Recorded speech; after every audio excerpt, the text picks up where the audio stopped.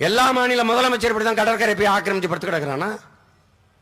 இப்படித்தானா? 2 acre ஒரு மனிதனுக்கு அதிகபட்சமா என்னங்க? 6 அடி 7 அடி தானங்க. எதுக்கு 2 ஏக்கர்?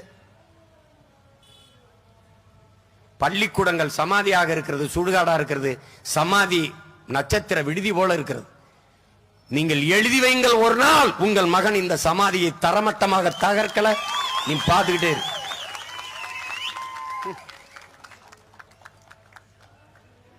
நாட்டு அடிமைப்பட்டு கிடக்கும்போது விடுதலைக்கு போராடியவன்லாம் எங்க புதைக்கப்பட்டிருக்கான், எங்க விதைக்கப்பட்டிருக்கான்னு யாருக்கும் தெரியல. சும்மா வரேன் போறோம்லாம் படுக்கிறது, இனி அடுத்து சாகரம் படுக்கிறது. 8 ஏக்கர் இதுவரை ஆக்கிரமிக்கப்பட்டிருக்கு. கடற்கரை என் மக்களின் சொத்து. கடற்கரை கடற்கரை தான். அது எவருக்கும் கல்லறையா இருக்க அனுமதிக்க முடியாது.